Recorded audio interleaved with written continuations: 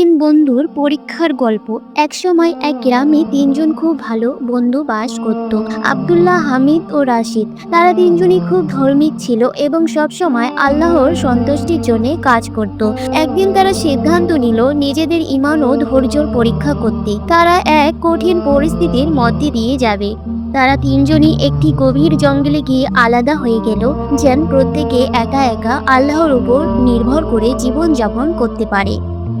আব্দুল্লাহ গিয়েছিল এক পাহাড়ের চূড়ায়। সেখানে খাবার ও পানির কোনো ব্যবস্থা ছিল না। সে ধৈর্য ধরে রোজা রাখত এবং রাতে নামাজ পড়ত। কয়েকদিন পর একদিন প্রচণ্ড খিদার অবস্থায় সে দেখতে পেল পাহাড়ের নিচে একটি ফল গাছ আছে, কিন্তু এটি ছিল একটি বিপজ্জনক ঢালে। আব্দুল্লাহ ভাবল, আমি কি ধৈর্য হারিয়ে এই ফল খেতে যাব, নাকি আল্লাহর উপর ভরসা করব। সে আল্লাহর উপর ভরসা করে গাছের দিকে না গিয়ে ধৈর্য ধরল। পরের দিন সকালে সে দেখল এক অচেনা অতিথি পাহাড়ে উঠে তাকে কিছু খাবার দিলেন এবং বললেন, আল্লাহ ধৈর্যশীলদের ভালোবাসেন। তোমার ধৈর্যের পুরস্কার স্বরূপ আল্লাহ আমাকে তোমার কাছে পাঠিয়েছে। হামিদ গিয়েছিলেন এক নদীর ধারে। সে সেখানে ইবাদতে মগ্ন থাকত।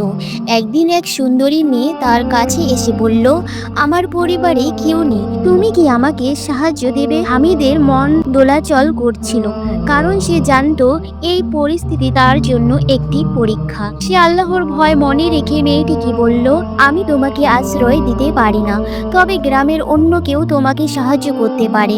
মেয়েটি চলে গেল আর হামিদ অনুভব করল সে তার নফসের বিরুদ্ধে জয়ী হয়েছে। রাশেদ গিয়েছিল এক গহীন বনে।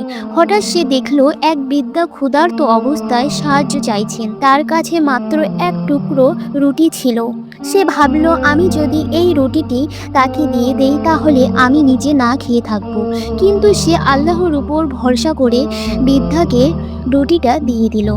অবিশ্বাস্যভাবে কিছুক্ষণ পরেই এক শিকারী তার জন্য খাবার নিয়ে এলো এবং বলল, আমি দূর থেকে দেখেছি তুমি একজন ক্ষুধার্ত বৃদ্ধাকে সাহায্য করেছ। আল্লাহ তোমার জন্য সাহায্য পাঠিয়েছে।